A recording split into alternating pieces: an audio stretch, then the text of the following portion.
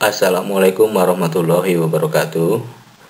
Pada kali ini kalian akan mempelajari materi pendidikan Pancasila dan Kewarganegaraan bab 2 Sistem dan Dinamika Demokrasi Pancasila. Mulai hari ini sampai beberapa pertemuan ke depan, kalian akan diajak untuk mempelajari materi pembelajaran pada bab 2. Hal ini menandakan bahwa kalian sudah dianggap berhasil menguasai materi pada bab sebelumnya. Dengan diperolehnya nilai di atas kriteria yang ditetapkan, oleh karena itu sudah sepatutnya kalian bersyukur kepada Tuhan Yang Maha Esa atas keberhasilan ini. Pada bagian ini, kalian akan diajak untuk mendalami materi tentang sistem dan dinamika demokrasi Indonesia. Setelah mempelajari materi ini, diharapkan kalian mampu merasakan manfaat pelaksanaan demokrasi di negara kita. Sebagai langkah awal, dalam mempelajari materi pada bab ini, Anda akan mengamati gambar di bawah ini. Gambar di bawah ini merupakan perwujudan demokrasi di berbagai lingkungan. Hakikat demokrasi. Menurut Abraham Lincoln, demokrasi adalah suatu sistem pemerintahan dari rakyat, oleh rakyat, dan untuk rakyat. Rakyat dengan serta-merta mempunyai kebebasan untuk melakukan semua aktivitas kehidupan termasuk aktivitas politik tanpa ada tekanan dari pihak manapun. Karena pada hakikatnya yang berkuasa adalah rakyat untuk kepentingan bersama. Penerapan demokrasi di Indonesia didasari oleh sila kerakyatan yang dipimpin oleh hikmah kebijaksanaan dalam permusyawaratan perwakilan dan dijiwai oleh sila ketuhanan yang Maha Esa, kemanusiaan yang adil dan beradab, persatuan Indonesia, serta menjiwai sila keadilan sosial bagi seluruh rakyat Indonesia. Konsep demokrasi. Demokrasi adalah seperangkat gagasan dan prinsip tentang kebebasan yang juga mencakup seperangkat praktik yang terbentuk melalui sejarah panjang dan sering berliku-liku. Demokrasi adalah pelembagaan dari kebebasan. Artinya, kebebasan yang dimiliki rakyat diatur dan diarahkan oleh sebuah lembaga kekuasaan yang sumber kekuasaannya berasal dari rakyat dan rakyat dijalankan sendiri oleh rakyat. Demokrasi dibedakan ke dalam 3 bentuk.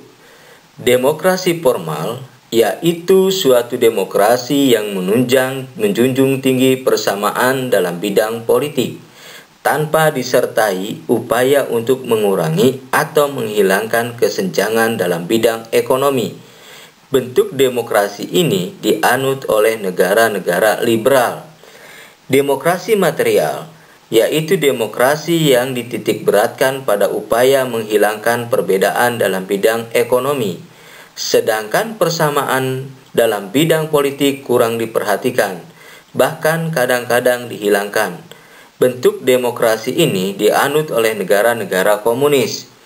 Demokrasi gabungan, yaitu bentuk demokrasi yang mengambil kebaikan serta membuang keburukan dari bentuk demokrasi formal dan material. Bentuk demokrasi ini dianut oleh negara-negara non-blok. Demokrasi berdasarkan ideologi dibedakan ke dalam 2 bentuk. Demokrasi konstitusional atau demokrasi liberal, yaitu demokrasi yang didasarkan pada kebebasan atau individualisme. Demokrasi rakyat atau demokrasi proletar, yaitu demokrasi yang didasarkan pada paham Marxisme atau komunisme. Berdasarkan proses penyaluran kehendak rakyat. Demokrasi langsung, yaitu paham demokrasi yang mengikut sertakan setiap warga negaranya dalam permusyawaratan untuk menentukan kebijaksanaan umum negara atau undang-undang secara langsung. Demokrasi tidak langsung, yaitu paham demokrasi yang dilaksanakan melalui sistem perwakilan.